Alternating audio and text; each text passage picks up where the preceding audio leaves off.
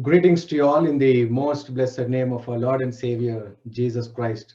A warm welcome to all of you to this beautiful worship service where we are at the end of the Advent season. Last 4 Sundays, we have been singing and rejoicing, and each family got an opportunity to be part of singing, as how the angels sang, as how the shepherds sang and glorified God. So, in our lifetime, God has given us in this year 2020 an opportunity to praise Him and to remind ourselves about the coming of Savior and to remind others about the Savior purpose coming into the world.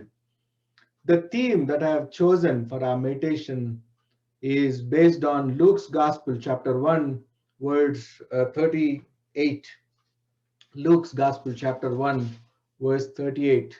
The response from Mary after angel proclaiming about the very purpose of God, plan of God, the response from Mary is, "May it be to me as you have said. May it be to me as you have said." In Telugu, it says, "Idigo Prabhu Dasuralanu నీ మాట చొప్పున నాకు జరుగును గాక అనెను." ఇదిగో నేను ప్రభు దాసురాలను, నీ మాట చొప్పున జరుగును గాక అని తాను చెప్పడం జరిగింది. The response seems to be very unconditional, and the response seems to be an immediate action. She did not say, "Okay, let me contact my family members. Let me contact the person to whom I got betrothed. Let me contact my family and community members, then come back to it." Nor she never asked any questions. What would be my image if I accept this challenge of God? She never questioned about the will and purpose of God. It is an unconditional acceptance and an unconditional answer that she is giving to Angel Gabriel. One needs a lot of commitment and conviction to give an immediate response to the call of God. If I and you were there, what would be our response? What would be our response to this event? Today, we are no doubt celebrating the birth of Jesus very glamorously. Across the globe, we decorate, we illumine our houses, and we exchange gifts, and lot of uh, joy, lot of happiness. We celebrate and remind people about the very purpose of Christ coming into the world. But for Mary, it was a great challenge. Mary ఒక యవన కన్య, ఈ దేవుని యొక్క ప్రణాళికను ఏర్పాటు చేయడానికి మరి దేవుడు తనను ఏర్పాటు చేసుకొని తనకు ఈ సువర్తమానం చెప్పినప్పుడు ఆమె ఏ విధంగా కూడా ఆలోచించకుండా దేవునికి జవాబు ఇవ్వడం జరిగింది.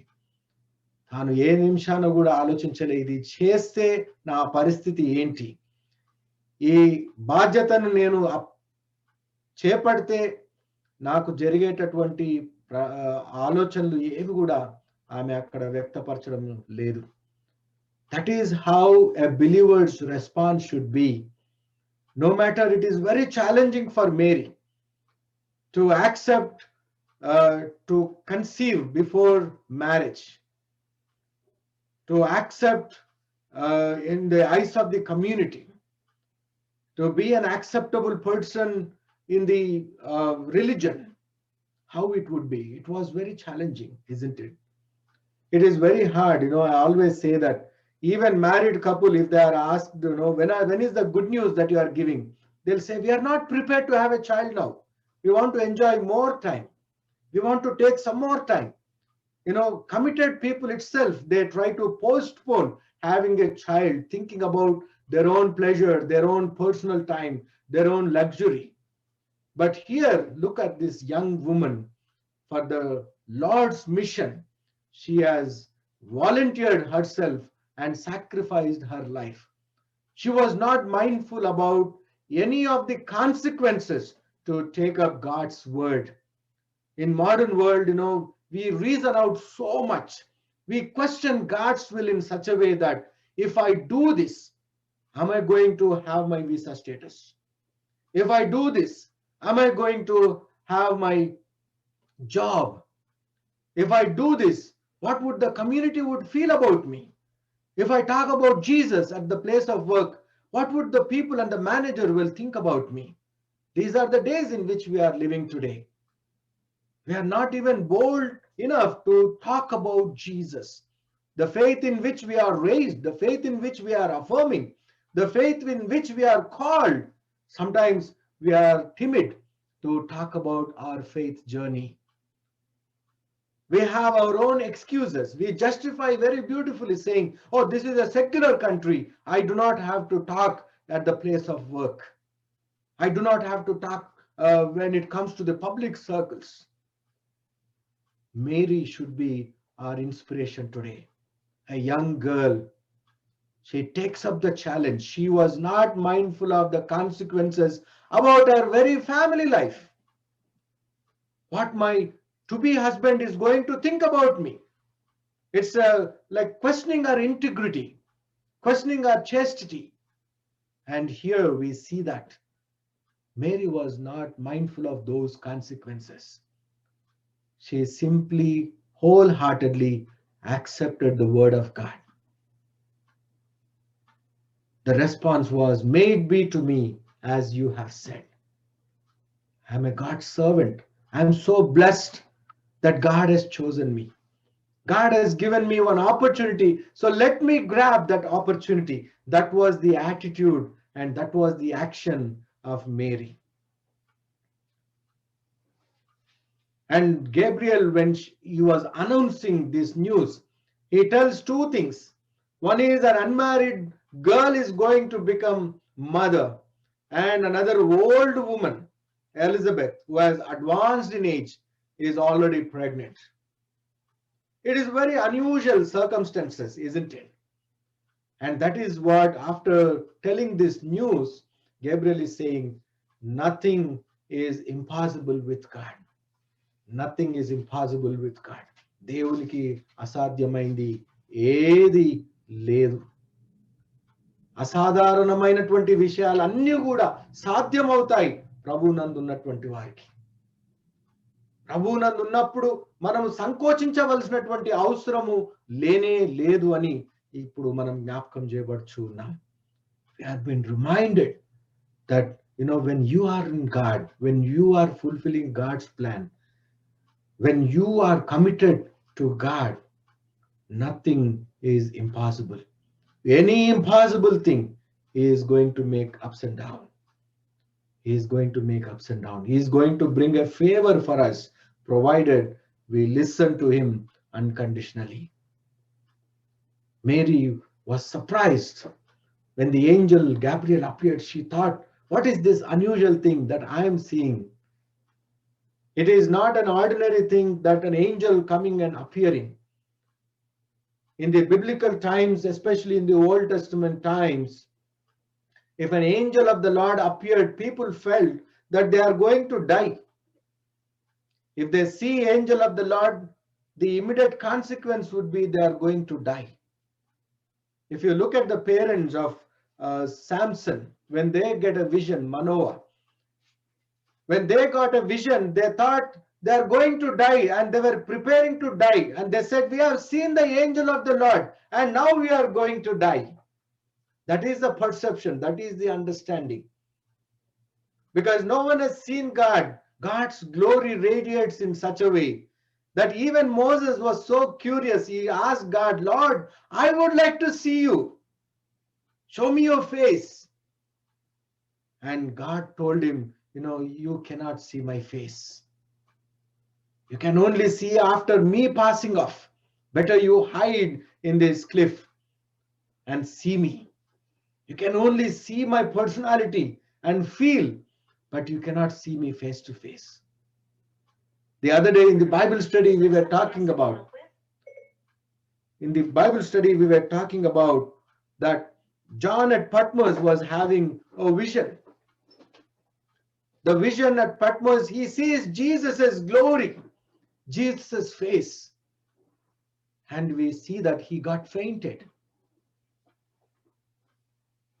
That means Jesus in his glory, when he appears, it is not possible for everyone to see face to face. And there are so many occasions of even Isaiah or Daniel. He prostrated himself when the angel of the Lord appeared to him. My dear brothers and sisters, when we are committed to God, when our heart is clean, God is going to choose us to fulfill his task in and through us. The thing is, we need to be always available. Availability is very challenging.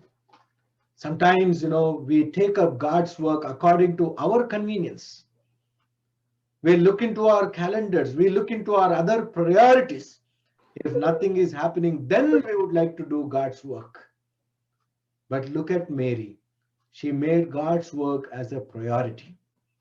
God's work should be our priority.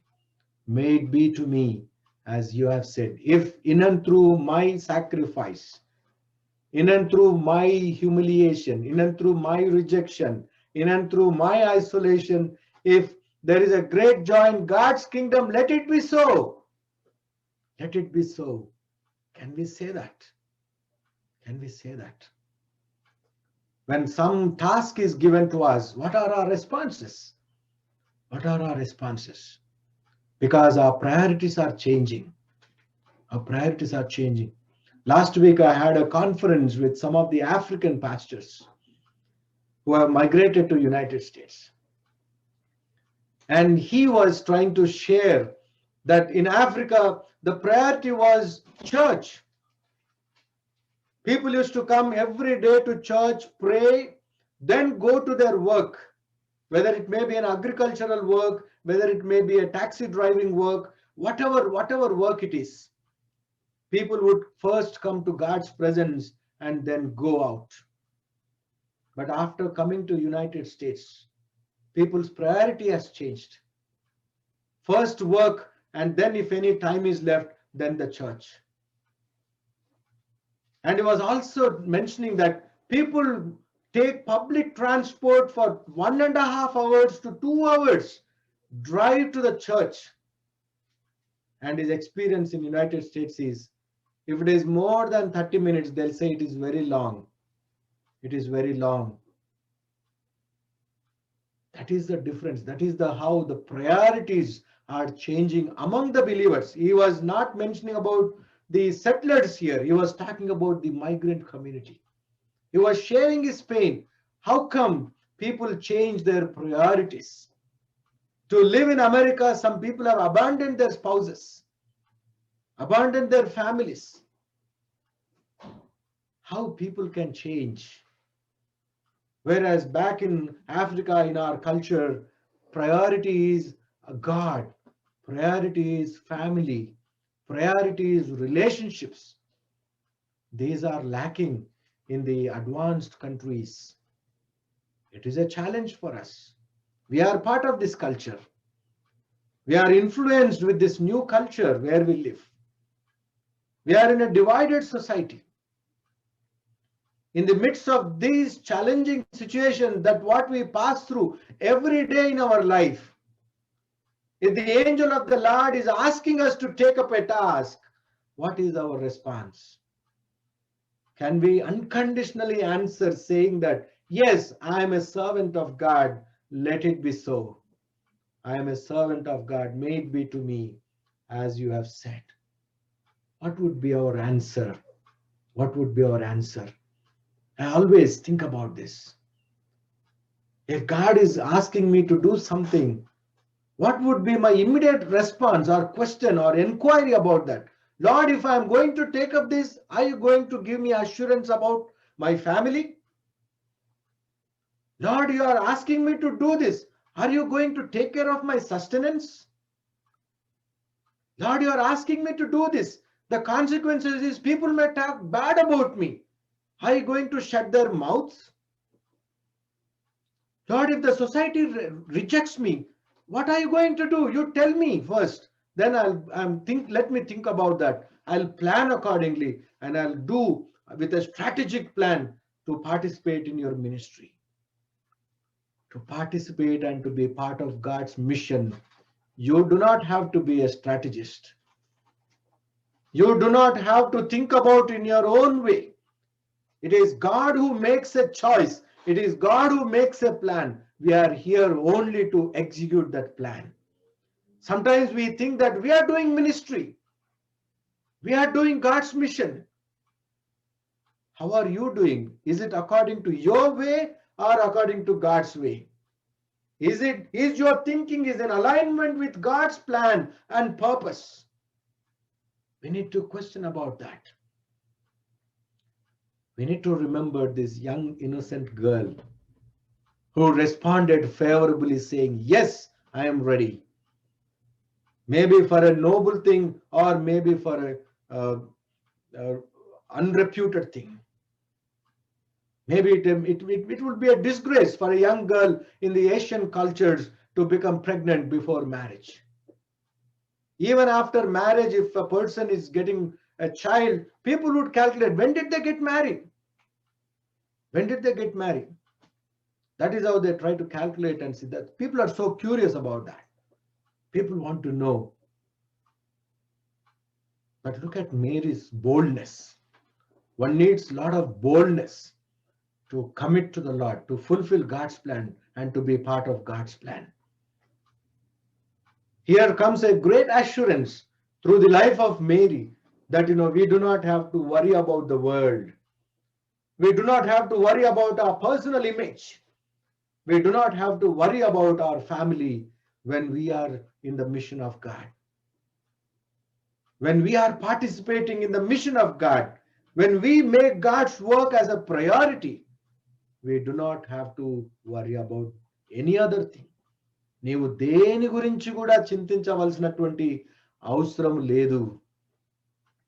ఎప్పుడైతే దేవునిలో నీ జీవితాన్ని సమర్పితం చేసుకుంటావో, ఎప్పుడైతే దేవునిలో నిన్ను నీవు నిర్మితం చేసుకుంటావో, నీవు దేనికి కూడా సంకోచించవలసినటువంటి అవసరం లేదు. మనకు ఆ ప్రశ్నలే ఎక్కువగా వస్తాయి. అప్పుడప్పుడు పాస్టర్ గారు, నేను కూడా ఇది ఎక్స్పీరియన్స్ అవుతూ ఉంటాను. ఎవరినన్నా ఏదన్నా అడగగానే 101 డౌట్లు వస్తాయి. ఎవరికి కూడా రావు, కొందరికి టిపికల్గా డౌట్లు వస్తాయి. అది ఇంటి వ్యవహారాలలో రావు, ఉద్యోగం చేసే దగ్గర రావు, కానీ చర్చి పనులకు వచ్చేసరికి లీగల్ లాయర్లు అయిపోతారు అందరు. ఎవరికి రాని క్వశ్చన్లు వస్తాయి. ఆశ్చర్యపోతాను నేను, ఇలా కూడా ఆలోచన చేస్తారా మనుషులు అని, ఇలా కూడా ఆలోచించవచ్చా అని నేను అనుకుంటాను. Sometimes the responses surprise me. How people reason when it comes to God's work. We have so many reasons to escape. We have so many reasons to justify our situation. If Mary has abandoned that, she would have lost the opportunity, isn't it? As a young woman, she had every reason to say no, isn't it? She could have told, no, నేను మా అమ్మ నాన్నని అడిగి వస్తాను, ఇది చేయొచ్చా లేదా, లేదు మా ఫ్యామిలీ మెంబర్స్ని అడుగుతాను, లేకపోతే నాకు ఎంగేజ్మెంట్ ఆయనతో కలిసి డిస్కస్ చేసుకున్న తర్వాత ఆయనకి ఏమి అభ్యంతరం లేకపోతే వచ్చి నేను మాట్లాడతా అని చెప్తారు. Look at Mary, the response is spontaneous. That is what God is reminding us during this season of Christmas. Whether it may be for a noble thing or whether it may be for disgrace, we need to be prepared all the times to take up God's work. We should be bold enough in our convictions that God is going to take care of things. I do not have to worry about myself. As how St. Paul says, it is no more I who live, it is Christ who lives within me. Our name, our identity, our personality should be assimilated. Other way around in the world, we strive hard for our identity. We strive hard that what is people thinking about me. We want to know feedback from people that they should talk about us as something great, something successful, something extraordinary. But St. Paul, he says, I set aside all these things as rubbish. He set aside everything, whatever merits he has, He considered them as rubbish. He only considers that only Christ's name should be honored and glorified. As we are preparing to celebrate Christmas in a couple of days, if God is asking us to do something for his kingdom, what is our response? Lord, let me retire from the job. I'm going to come back and do the work. Lord, let me get a promotion first, then let me come back and give you tithes. Lord, first give me a job, then I'm going to do your work. We are very good in giving excuses. What are our prayers when we were standing at the US consulate in India? Lord, give me one chance. One chance is enough, Lord. And God has demonstrated us. Ahead of us, there may be 2 or 3 people who got rejected. That time also we might have prayed, Lord, give me one chance. Let me just step in America. You see me, what I am going to do for you. God has been seeing you for the last several years, what you are doing. God knows our hearts. We'll postpone God's work. Whatever we have prayed, it is not that God has kept a condition that, on this condition, I'm taking you to United States. No.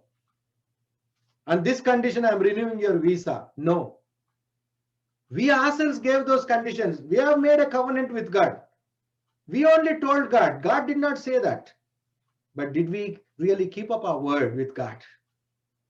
So many postponements. Immediately postponed. First postponement only is church. First postponement is only God's mission, God's ministry. Rest of the things, they run as usually. We do everything. We buy cars, we buy homes, we get promotion, we get time to travel. Everything we are doing. What is that percentage of time that we have given for God's kingdom? Mary should be our inspiration. Yesterday evening, kids have reminded very powerfully and beautifully the nativity play. What it means to be part of those events. Those events. There was no room for the Jesus. No one welcomed him.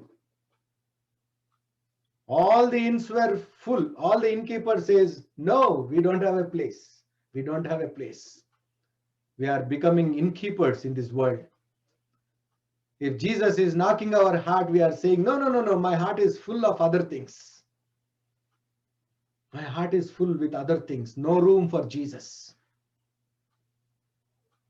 Maybe somewhere in the corner, like stable, there is room for Jesus. But in our heart, there is no room.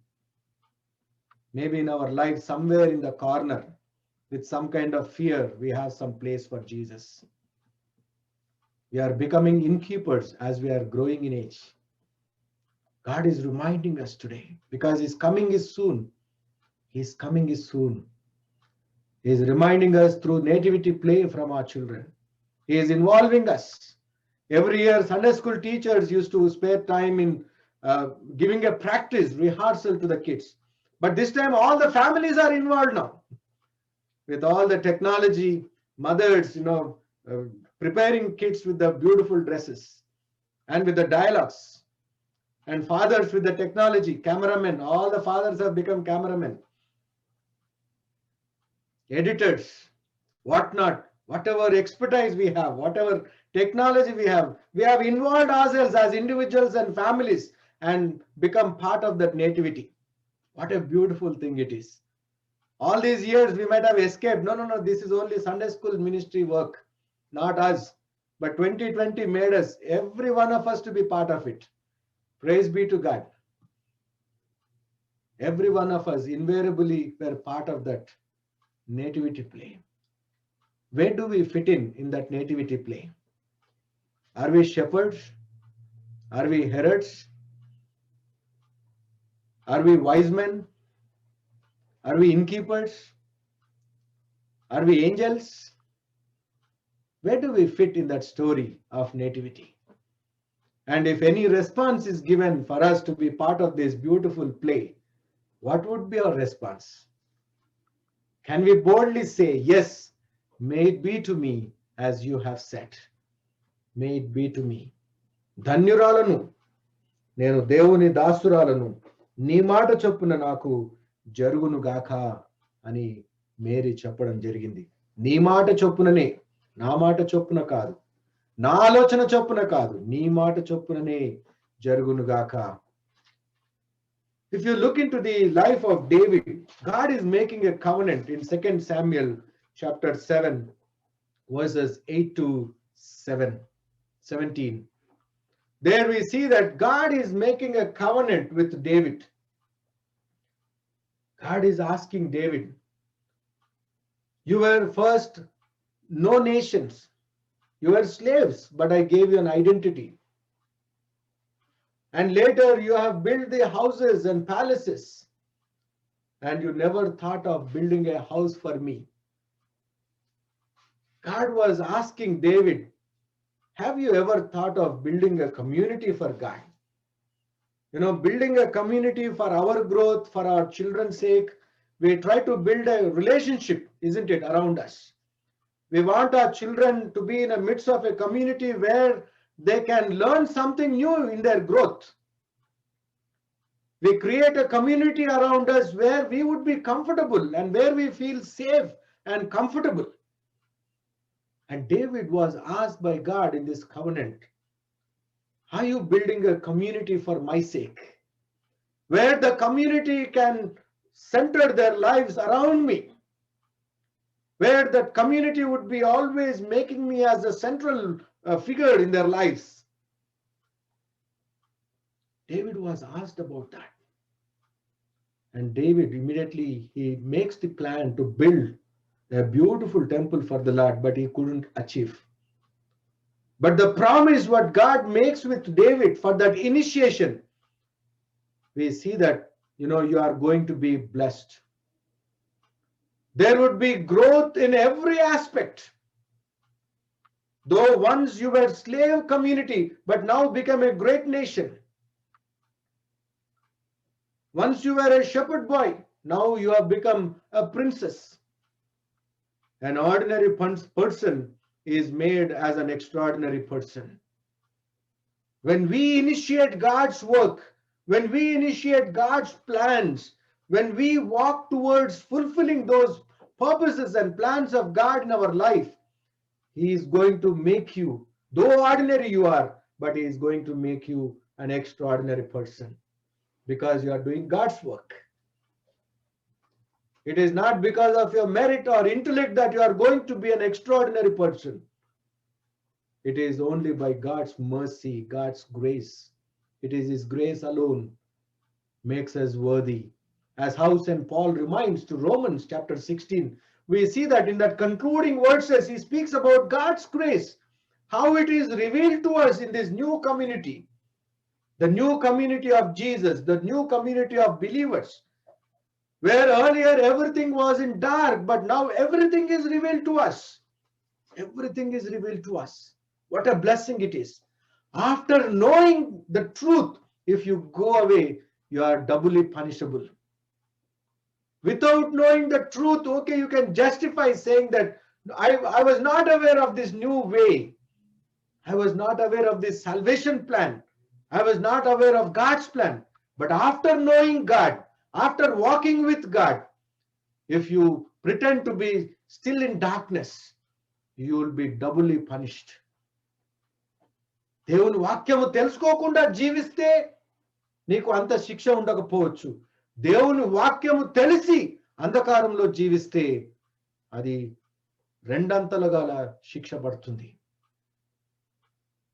You are doubly punishable. Here David was called and asked by God in the covenant. And the promise that God is giving David is that I am going to bless you and I am going to bless your child and your name would be great ever after. Your name would be great. We are striving hard for our names to be great, isn't it? Who doesn't want to be great? Every one of us wish that, you know, we should become a great person. Other day I was watching some of the interviews about from the film stars. One film star recently, he got converted into Christianity and he experienced Jesus.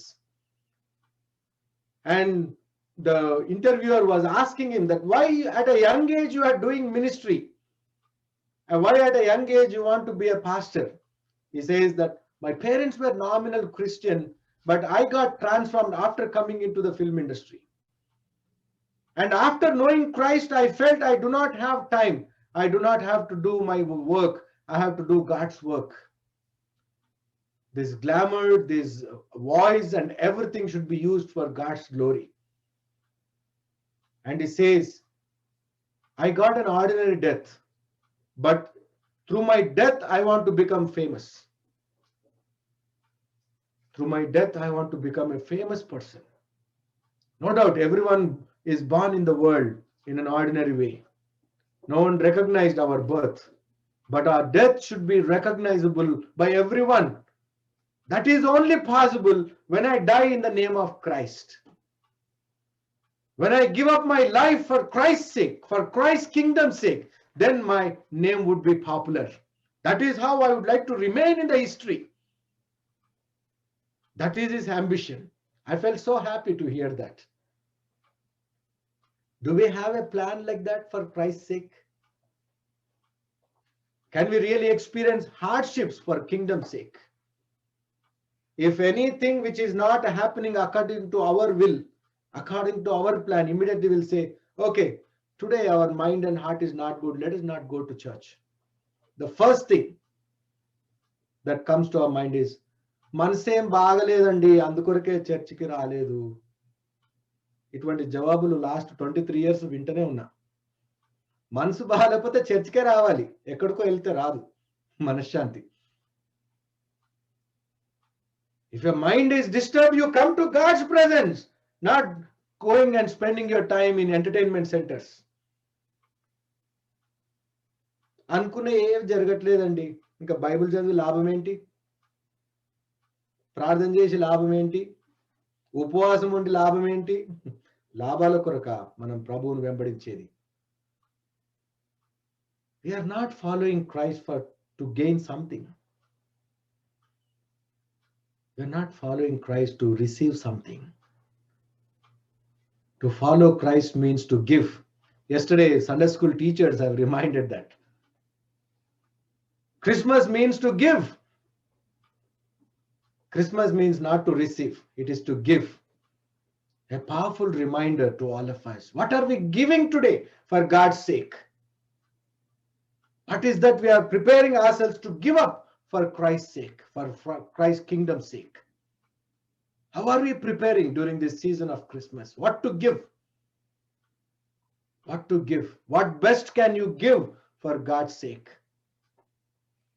If the angel of the Lord is appearing to you tonight and saying that, what can you give my child for the kingdom of God? What would be your answer? Let me discuss. Let me think about this. Let me contact my lawyer. Let me contact my other people. So many things will come in steps. Step 1, step 2, step 3. We'll lose the opportunity. Ultimately, we'll lose the opportunity. God gives us opportunity once or twice. After second chance, there is no opportunity. If you miss the opportunity, never it's going to come back. Even if you regret and repent and plead, also you will not get chance. Opportunity comes only once or twice.